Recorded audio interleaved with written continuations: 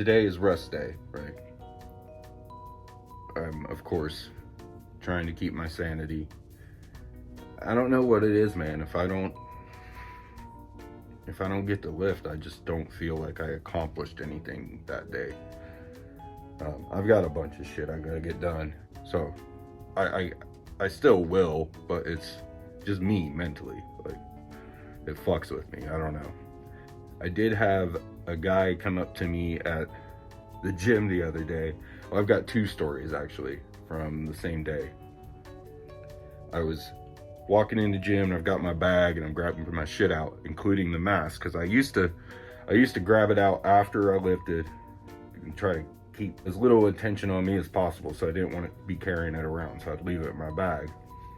I stopped doing that. I don't give a shit anymore. Everyone in there see me do it. They know what I'm doing. Whatever, right? But I pulled it out and this guy goes, "Please tell me you're going to wear that while you lift." And I was like, "No, I don't wear it while I lift. Unfortunately, sorry to disappoint you." But then I had to explain, I have a Instagram and a YouTube. It's just this goofy thing I do. Just kind of having fun with it, man. And he's like, "I've seen those, you know, I always kind of wanted to do that because you see these guys with these physiques and they put on a mask and it looks even crazier." And I was like, yeah. We kind of talking about a couple people that do that because, you know, obviously I'm not the only one. I'm definitely not the first one. I'm definitely not the biggest one either. There's a couple goals, man, goals. But yeah, I was explaining it to him and he asked what the channel name was and went and subbed, and I thought that was pretty cool.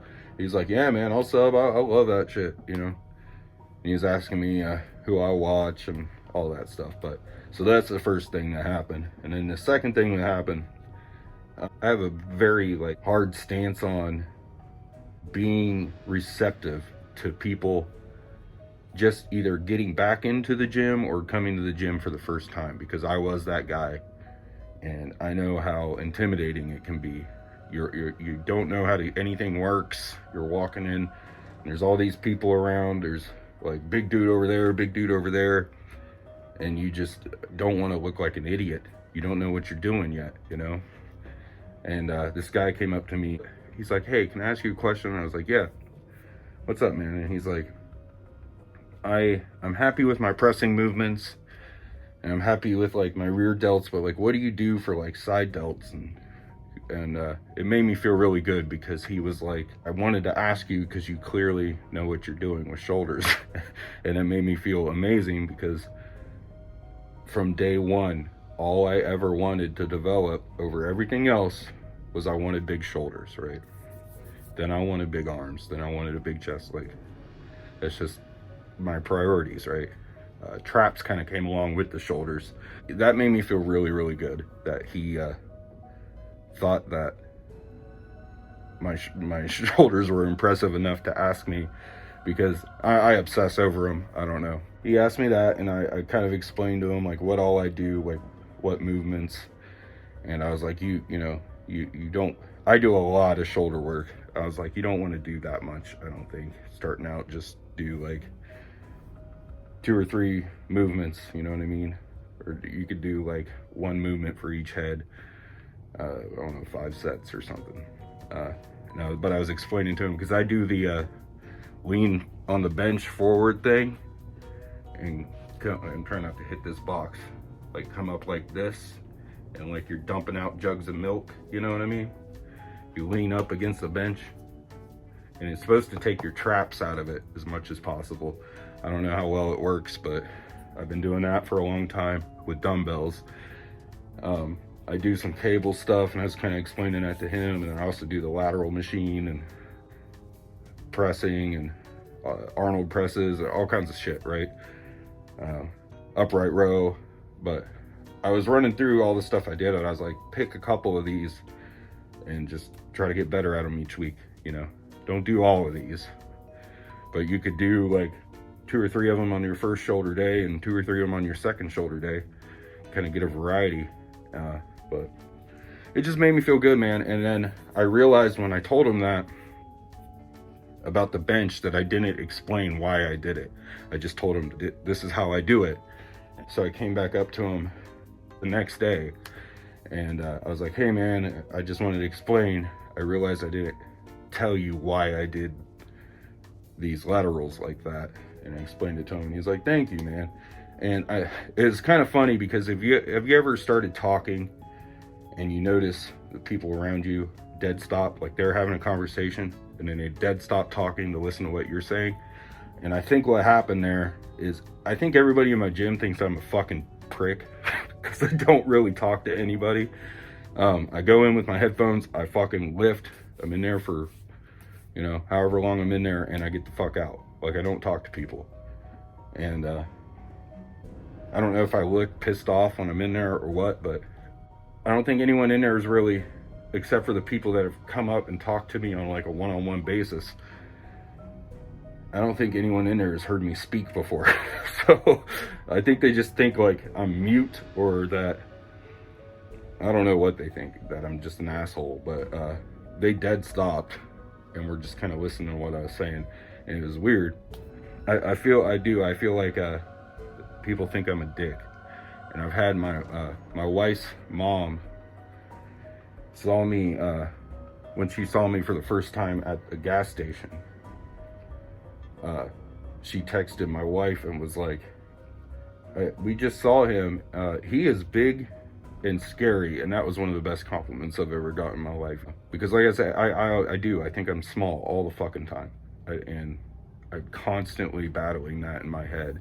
And it doesn't help that I compare myself, like right now, to when I've got a big crazy pump, right?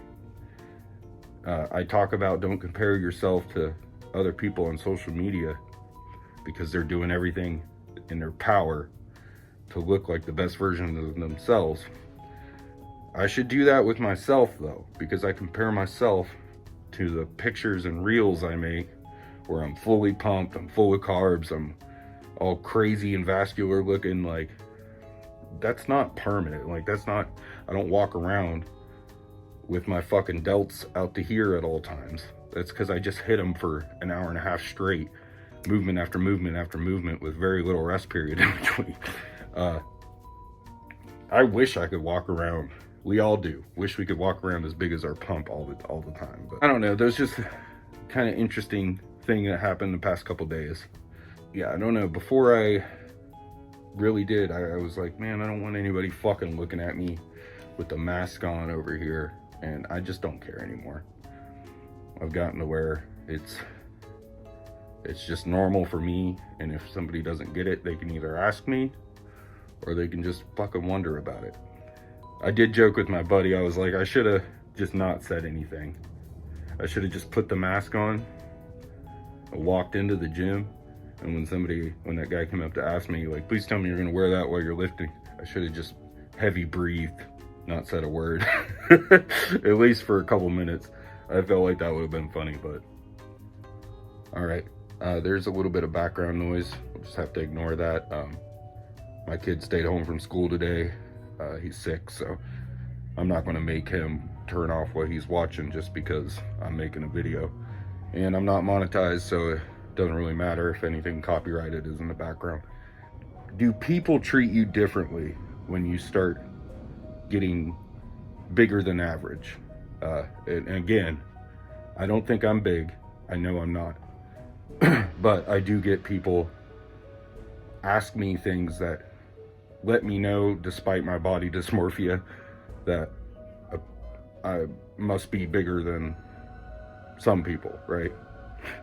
That's like the best way I can put that. I think I'm small. I'm constantly battling that in my head. And a lot of that, again, like I talked about, it comes from comparing ourselves in everyday situations to somebody with a full pump. And I do that with my own pictures. So I kind of make myself feel bad because I'm looking at me twice as big with a pump, or me like this. I'd like double in size with a pump. But anyway, they do. People do treat you differently. I've noticed I get more respect, absolutely. People are more respectful to me than they ever were before I built some muscle. People kind of act different when I walk into a room than they used to. I get asked questions about working out, how often I work out, what do I eat. You must work out constantly, stuff like that. How do I get that big? That one always makes me feel good, but again, I don't think I'm big. Getting asked stuff like that is what kind of made me think about this, because it does happen at least a couple times a week. Anytime I go into a gas station, somebody says something. Yeah, so I get asked questions like that. What do you do? Blah, blah, blah. How do I get like that? I'm happily married, so this doesn't really affect me because I'm never going to disrespect my wife like that. I would never cheat on my wife, but I have gotten approached by women, which this never used to happen to me.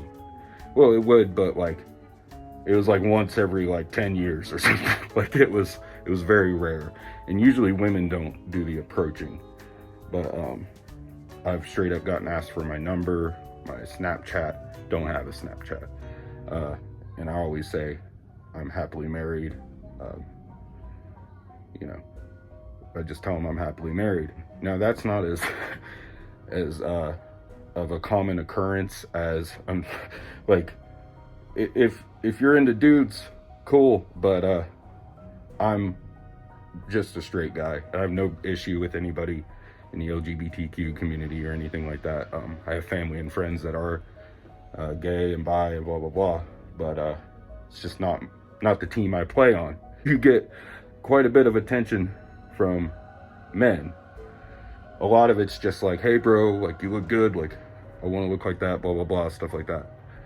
But every now and then I get some stuff that makes me a little uncomfortable. Yeah, it is what it is. People do act different. One thing I've noticed is if there's an insecure man in the room, they'll start acting differently when I enter the room. So I've noticed I'll walk in and they'll notice me and they'll go, like they'll posture up. They try to look bigger. Either that or they won't make eye contact with me at all and they are very submissive and look down at the ground.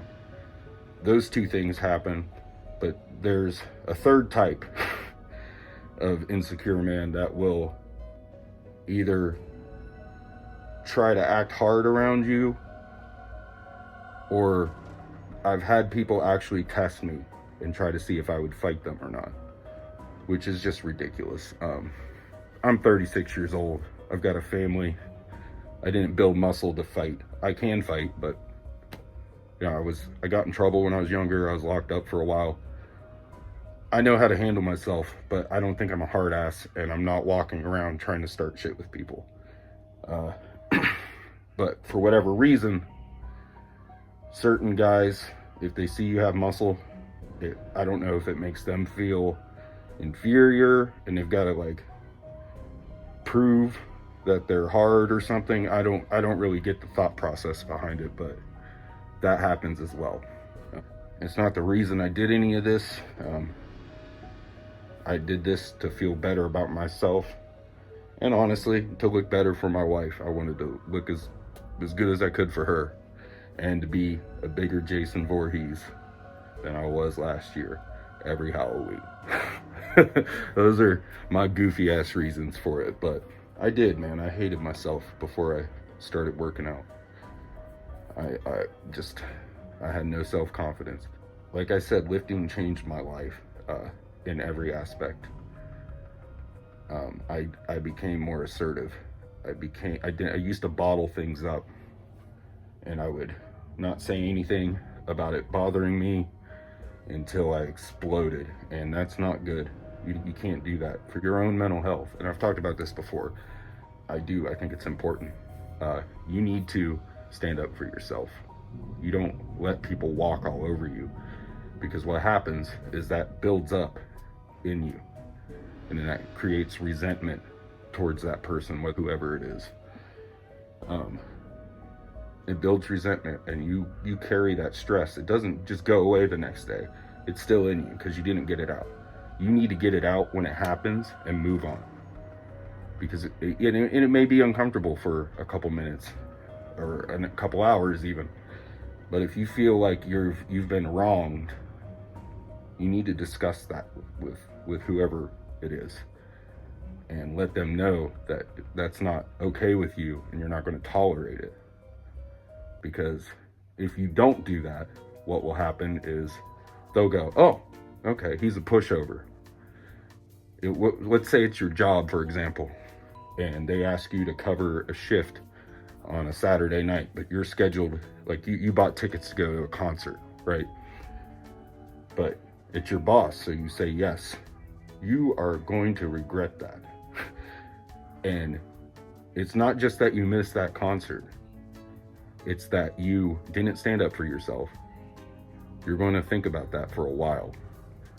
And it's going to bite you in the ass, because then that boss knows every time I ask this guy to cover a shift, he's going to do it because he's a pushover.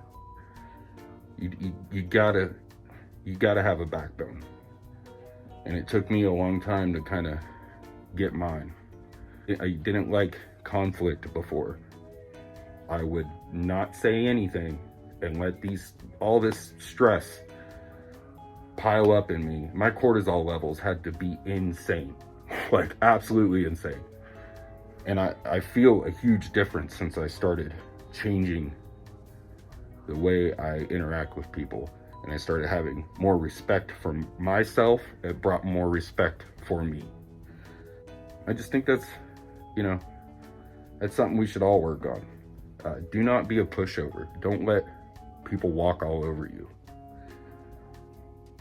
You gotta stand up for yourself. You're the only one fighting in your own corner. You know what I mean? I think that's important. I've seen it happen to too many people.